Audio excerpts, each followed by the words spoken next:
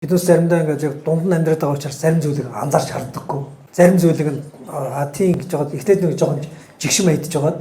Дараа нь тасчдаг. Одоо амьдралын нэг хэм маяг байх л ёстой зүйл шиг үлээгээ авчдаг.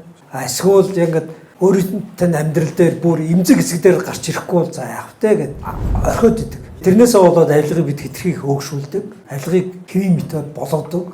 Сүүлдээ энэ өөр манаа нэг эдийн засгийн одоо хөдөлгөөний хөшүүрэг бидний нэг тийм дотоод соёл Монголын нэг онцлог юу мэдэхгүй зүйлдээ ингээд биднээс салахгүй холдохгүй тийм зүйл юм шиг болоод хуурчдаг тийм зүйл харагдаад байна. Энэ авилгатай холбоотой асуудлыг бараг судлаад 20 жил болж байгаа юм. Судлаачийн нүдээр яаж харсан бэ гэхээр тийм соёлын ялгаан дээр надад их тийм сонирхолтой санагдсан учраас эхлээд судалсан. Та бүхэн анзаардаг лөө улс төрчдийн нямдэрч сайдын одоо бараг хэлэх дуртай жудаг гэх нэг үг байгаа. Тэгэд энэ жудаг гэдэг үг, авилга гэдэг үг хоёр ингээд соёлын хувьд нэг байгаадсан байна. Хууль дүрмээрээ явах ёстой ажлыг эн чинь нэг жудагтай хүн штэ. Эн чинь манай нутгийн хүн дүү штэ. Ах штэ ч гэдэг юм. Эсвэл миний одоо ангийн хүүхэд ч гэдэг юм уу. Эсвэл манай намын хүн гэх мэтлэн гэдэг нэг тийм өөр зүйлүүдээр хэмжсэн хэмжүүрээр явах ёстой замыг өөр зам руу болгож хуургаад байгаа байхгүй. Тэгээ тэрийгээ болохоор аюу гоё жудагтай хүн гэдэг гарчиг дээр хамгаалж үлдээд яагаад ингээд биднээс ингээд одоо соёлд хүн төрөлхтний хууль засагладаг нийгэмд